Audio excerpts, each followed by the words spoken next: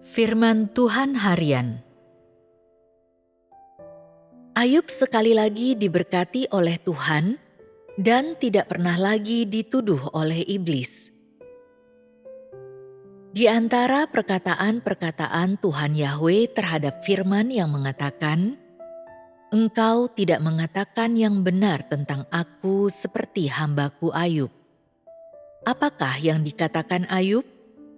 Itu adalah hal yang telah kita bahas sebelumnya, serta beberapa halaman firman dalam kitab Ayub yang mencatat ucapan Ayub. Dalam semua halaman firman ini, Ayub tidak pernah sekalipun memiliki keluhan atau keraguan akan Tuhan. Dia hanya menunggu hasilnya. Penantian inilah yang merupakan sikap ketaatannya, di mana sebagai hasil ketaatannya dan sebagai hasil dari perkataan yang dia ucapkan kepada Tuhan, Ayub diterima oleh Tuhan. Ketika dia mengalami ujian dan menderita kesukaran, Tuhan berada di sisinya, dan meskipun kesukarannya tidak berkurang dengan kehadiran Tuhan, Tuhan melihat apa yang ingin dia lihat dan mendengar apa yang ingin dia dengar. Setiap tindakan dan perkataan Ayub sampai ke mata dan telinga Tuhan. Tuhan mendengar dan dia melihat. Ini adalah fakta. Pengetahuan Ayub akan Tuhan dan pemikirannya tentang Tuhan dalam hatinya pada waktu itu, selama masa itu, sebenarnya tidak sespesifik pengetahuan dan pemikiran orang-orang zaman sekarang, tetapi dalam konteks pada waktu itu, Tuhan tetap mengakui semua yang dia katakan karena perilaku dan pemikiran dalam hatinya, serta apa yang telah dia ungkapkan dan singkapkan cukup memenuhi tuntutannya. Selama masa ketika Ayub mengalami ujian, apa yang dia pikirkan dalam hatinya dan yang bertekad untuk dilakukannya menunjukkan kepada Tuhan suatu hasil, sesuatu yang memuaskan bagi Tuhan, dan setelah ini Tuhan menghentikan ujian terhadap Ayub. Ayub keluar dari kesusahannya dan ujiannya lenyap dan tidak pernah lagi menimpa dirinya. Karena Ayub telah mengalami ujian dan telah berdiri teguh selama ujian-ujian ini dan menang sepenuhnya atas iblis, Tuhan memberinya berkat yang berhak diterimanya. Sebagaimana dicatat dalam Ayub pasal 42 ayat 10 dan ayat 12, Ayub diberkati sekali lagi dan diberkati dengan lebih banyak daripada berkatnya yang pertama. Pada saat ini, iblis telah mengundurkan diri dan dia tidak lagi mengatakan atau melakukan apapun, dan sejak saat itu, Ayub tidak lagi diganggu atau diserang oleh iblis, dan iblis tidak lagi membuat tuduhan terhadap berkat Tuhan untuk Ayub. Ayub menghabiskan paruh akhir hidupnya di tengah berkat Tuhan.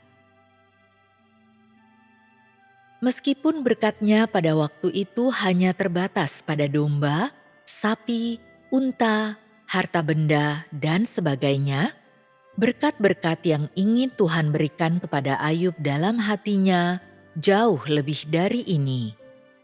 Apakah ada catatan pada waktu itu janji-janji kekal seperti apa yang ingin Tuhan berikan kepada Ayub?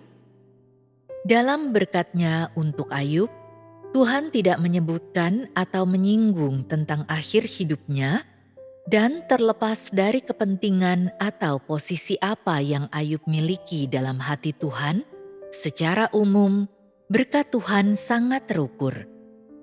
Tuhan tidak mengumumkan akhir hidup Ayub. Apakah artinya ini? Pada saat itu, ketika rencana Tuhan belum mencapai titik ketika akhir hidup manusia dikumandangkan, rencana itu belum memasuki tahap akhir dari pekerjaannya. Tuhan tidak menyebutkan akhir, hanya mengaruniakan berkat materi kepada manusia. Ini berarti bahwa paruh akhir hidup Ayub dijalani di tengah berkat Tuhan yang membuatnya berbeda dengan orang lain. Tetapi seperti mereka, dia bertambah tua dan seperti orang normal lainnya, tibalah saatnya ketika dia mengucapkan selamat tinggal kepada dunia. Dengan demikian, dicatat bahwa maka Ayub pun meninggal sesudah tua dan lanjut umurnya. Apa yang dimaksud dengan meninggal dan lanjut umurnya di sini? Pada zaman sebelum Tuhan mengumandangkan akhir hidup manusia, Tuhan menetapkan harapan hidup untuk Ayub, dan ketika usia itu telah tercapai, Dia mengizinkan Ayub untuk meninggalkan dunia ini secara alami. Dari berkat kedua Ayub sampai kematiannya, Tuhan tidak menambahkan kesulitan lagi. Bagi Tuhan, kematian Ayub adalah wajar dan juga perlu terjadi. Itu adalah sesuatu yang sangat normal dan bukan penghakiman atau kutukan.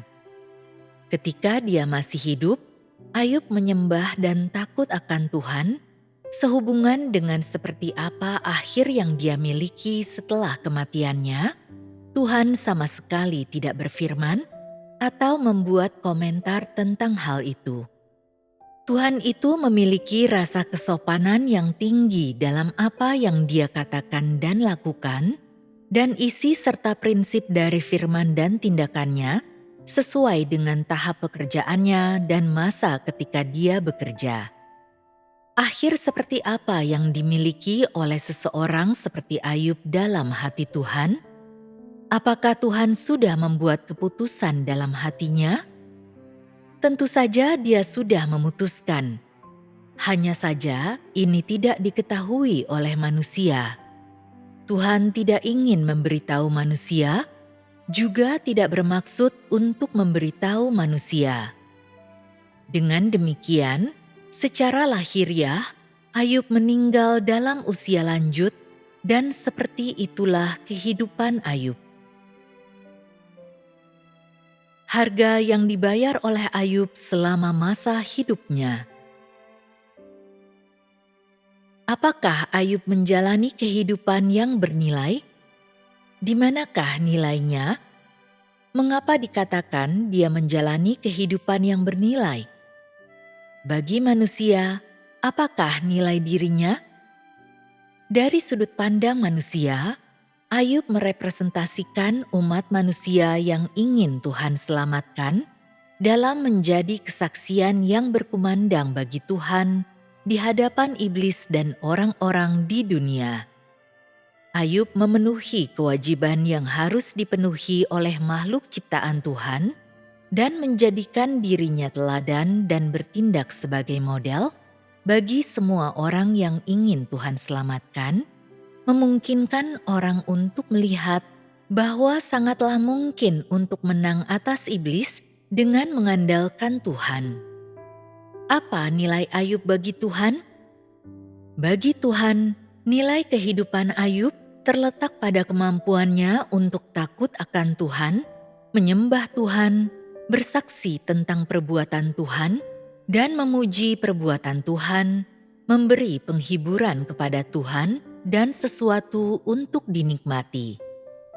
Bagi Tuhan, nilai kehidupan Ayub juga adalah dalam hal bagaimana sebelum kematiannya, Ayub mengalami ujian dan menang atas iblis dan menjadi kesaksian yang berkumandang bagi Tuhan di hadapan iblis dan orang-orang di dunia, sehingga Tuhan memperoleh kemuliaan di antara umat manusia, menghibur hatinya, dan memungkinkan hatinya yang berhasrat untuk menyaksikan hasilnya dan melihat harapan.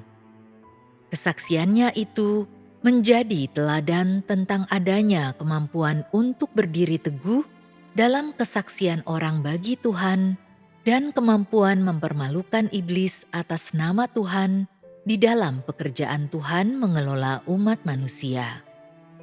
Bukankah ini nilai kehidupan Ayub?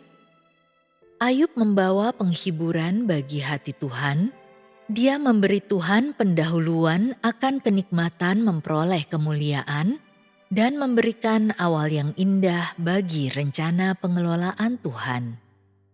Sejak saat itu dan seterusnya, nama Ayub menjadi simbol tentang Tuhan memperoleh kemuliaan dan tanda kemenangan umat manusia atas iblis.